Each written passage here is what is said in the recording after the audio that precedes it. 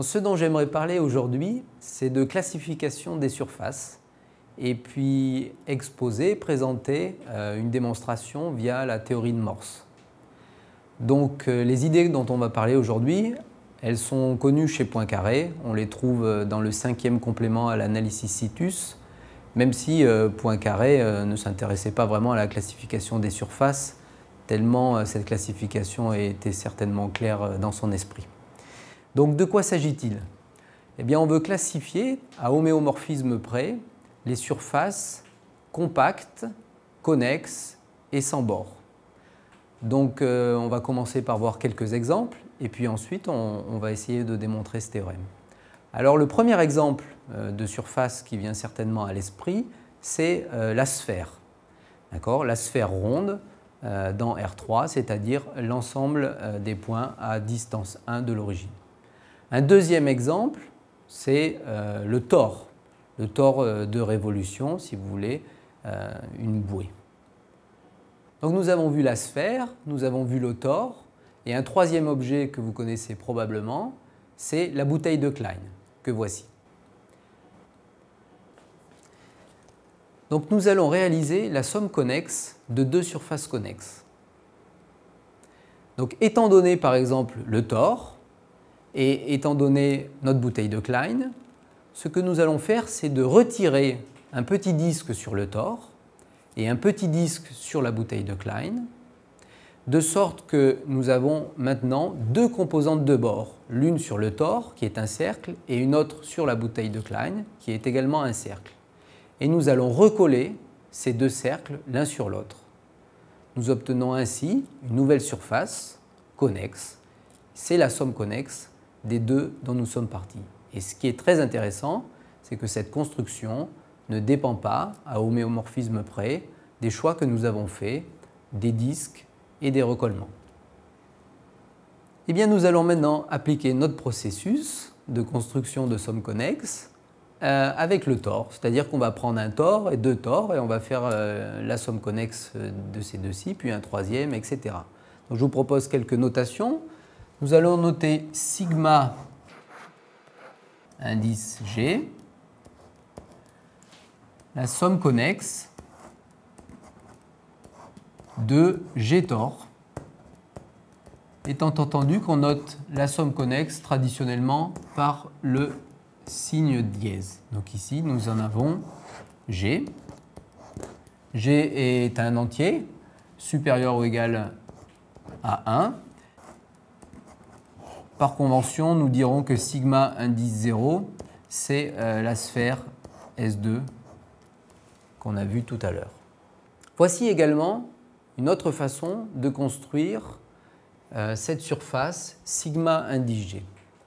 Partons d'une sphère et retirons 2G disques distincts. Et quand on prend deux disques, nous allons coller un tube qui va relier le premier disque vers le deuxième. On fait ça G fois et on obtient la surface sigma G.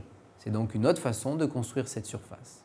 Une troisième façon de construire notre surface sigma indice G, c'est de partir d'un disque et de lui coller deux G-bandes de la manière suivante. Vous voyez les bandes qui se chevauchent d'une certaine façon. Et bien maintenant, constatez que cet objet a une seule composante de bord. Regardez le dessin et on voit bien qu'il y a une seule composante de bord. Donc on peut imaginer recoller un disque le long de cette composante de bord. Eh bien, ce qu'on obtiendra, c'est notre surface sigma G. Exercice pour vous, faites-le. Prenez une feuille de papier, une paire de ciseaux, de la colle et essayez de recoller un disque. Vous obtiendrez la surface sigma indice G. Maintenant, nous allons parler d'une autre surface, très importante également. C'est le plan projectif réel. De quoi s'agit-il? Il s'agit tout simplement de l'ensemble des droites vectorielles dans R3. Alors comment visualiser cette surface? Alors c'est beaucoup plus difficile puisqu'on sait qu'on ne peut pas plonger cette surface dans R3, et nous allons essayer de comprendre un petit peu pourquoi. Partons d'une bande de Mobius. Cette bande de Mobius a également une seule composante de bord, qui est un cercle. On peut donc imaginer recoller un disque le long de ce cercle. Si on fait cela, on obtient le plan projectif réel. Est-ce qu'on peut essayer de voir pourquoi ce que je dis là est correct? On peut regarder la sphère S2 et identifier les points opposés sur la sphère, d'accord, par l'application x donne moins x. Maintenant, retirons un disque. Ça revient donc à retirer deux disques diamétralement opposés. Et si vous coupez cette bande par un plan vertical et que vous recollez les deux extrémités selon l'application x donne moins x, vous obtenez la bande de Mobius.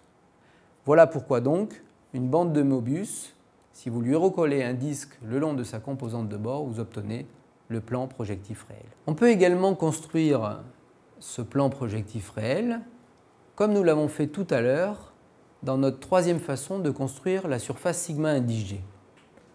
On peut partir donc d'un disque et cette fois lui coller une bande qui fait un twist au moment du recollement.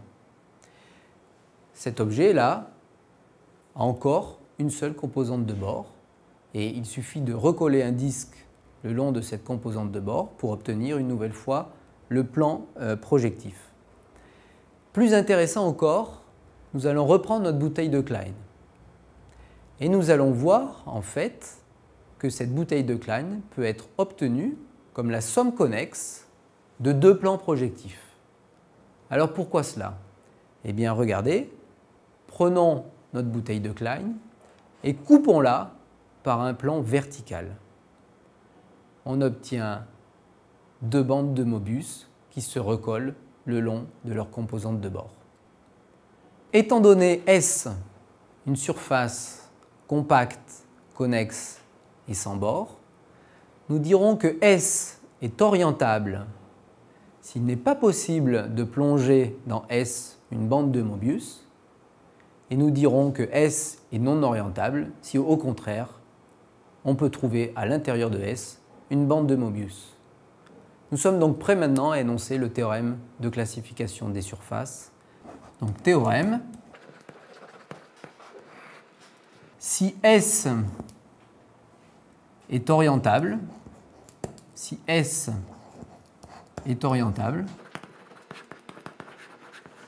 alors S est équivalente à l'une et une seule des surfaces sigma indice G pour un certain entier naturel G.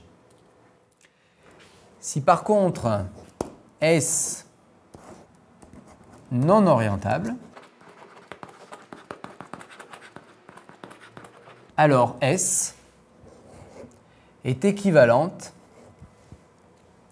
à xi indice H pour un certain H entier naturel non nul, où xi indice H, c'est la somme connexe de H plan projectif réel.